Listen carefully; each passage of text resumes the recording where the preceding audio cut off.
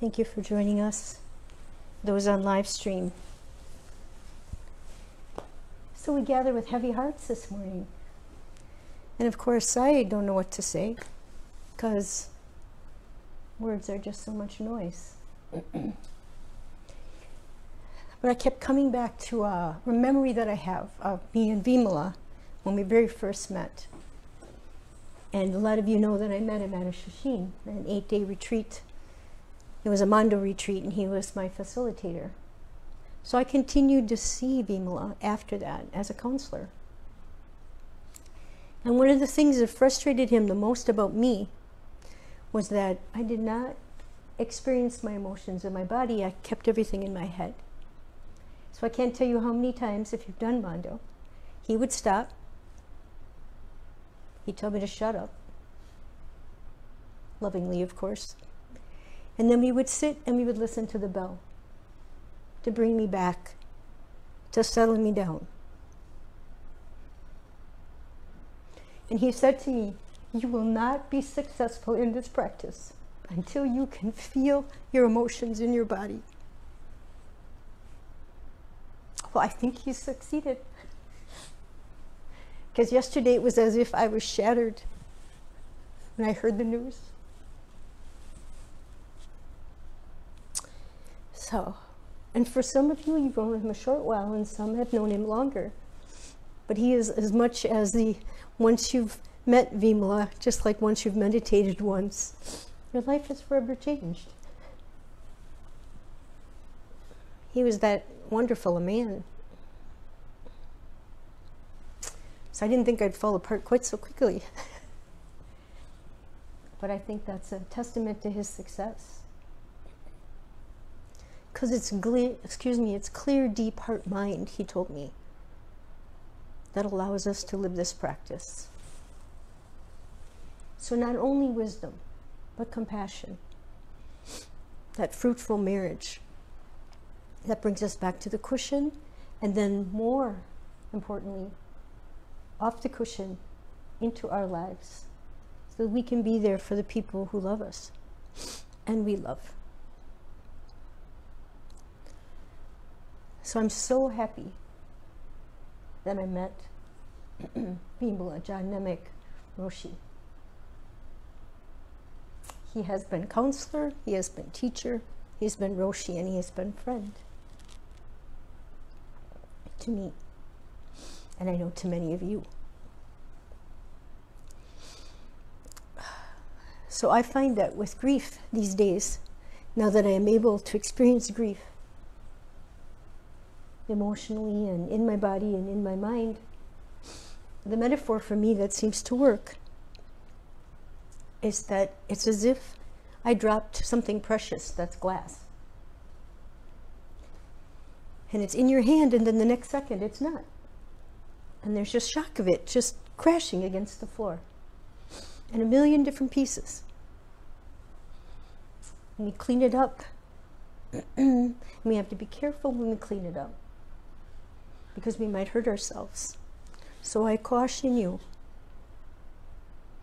to take it slowly, to feel your grief or feel the pain, the anger, whatever comes up, the vulnerability, whatever it is. And then realize that just like something broken, as in my experience, maybe months or possibly years from now, you'll continue to find those little slivers of glass all over your house. They'll keep coming up, they'll keep reminding you, and that's okay. Because it doesn't end. We wouldn't want it to end. There's no forgetting. There's just a little softening of the shock.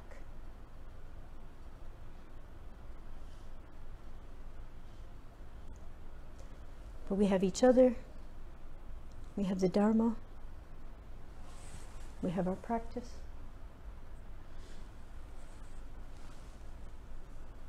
And I believe that is Vimala's karma.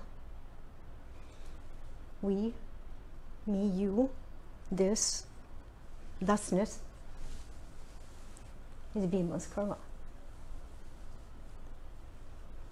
And we will move that karma forward and share it. We'll share the gift that he gave to us. So with that, I would just like to open it to anybody else who'd like to share. If you've got something that you want to say.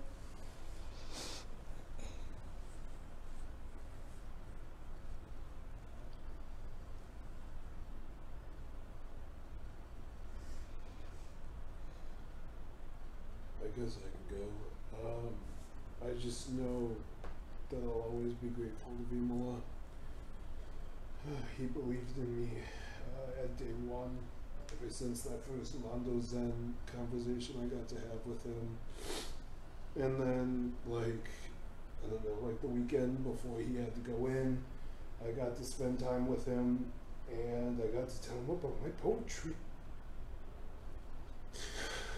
And he didn't get to read it. But he told me that I should keep going, so I don't know, he believed in me on day one, so I'll always have.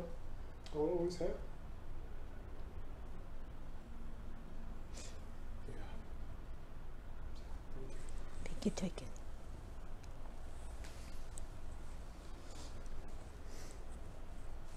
I'll just add real quick.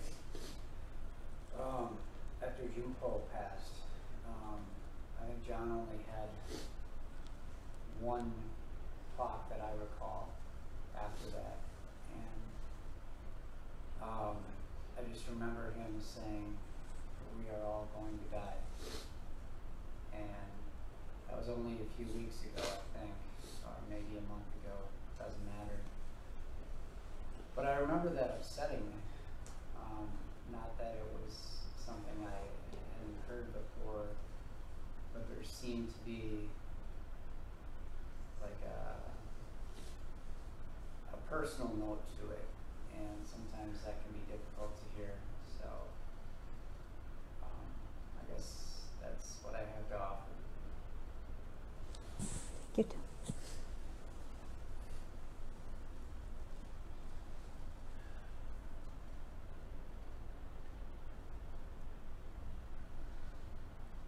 I recall he asked once, he said, when you die, what's left behind?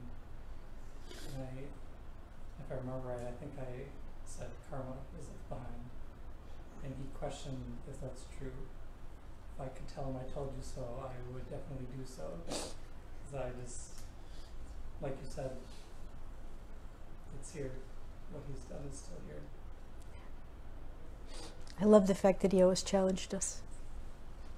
Called bullshit. He still did with me a lot.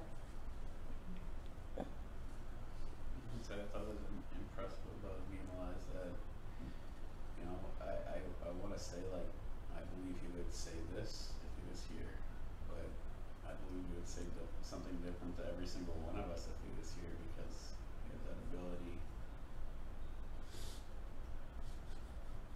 to be able to talk to people and touch what was important to them individually. And so I guess I'll say, you know, what I believe I know what he would say to me. And you know, it's very difficult. It's very difficult.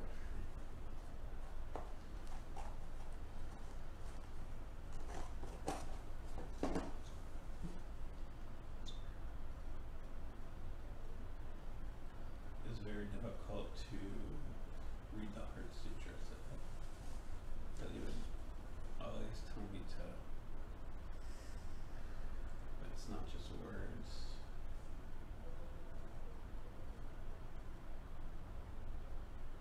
And when you have a passing of a very dear friend,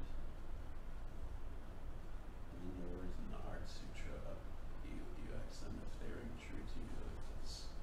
That was difficult for me today. And you know, I just remember a taisho that he gave us, a shin, for a few years back, and he said that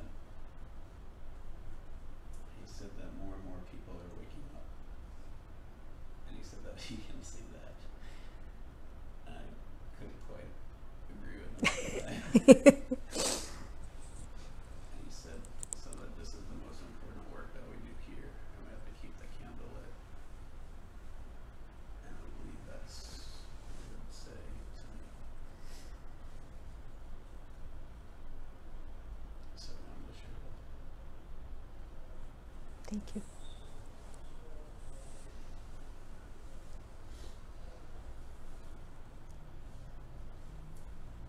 I didn't know Vima as much as everybody else here, but one of the things that I remember very fondly about him is the fact that every time we saw him, he always had just a massive smile on his face, trying to help everybody see the best in themselves and work towards bettering themselves at the same time. Yes, he has such a huge smile. Yeah.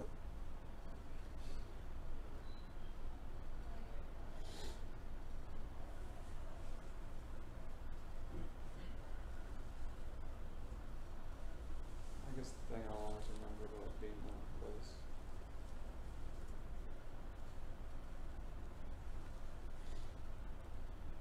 the juxtaposition about how he could be very much more Master Renzai and wake up now. But often when I would go to coffee and I'd be the first one there setting up and he'd sit down, we could have like a little one-on-one and it would be so soft and so compassionate at the same time. And I know I've felt that like he could see into me. And that was kind of a rarity of, and I'm sure I'm not the only one that's felt that, so. But him having created this place has really transformed my life, and I think I've seen it transform everybody else's here too. And it's pretty remarkable. So.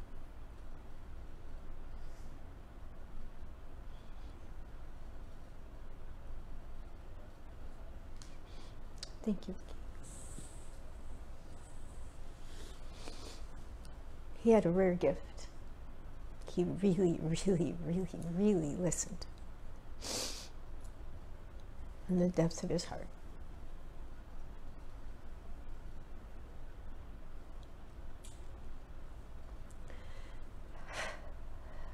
So, he would tease me now, right?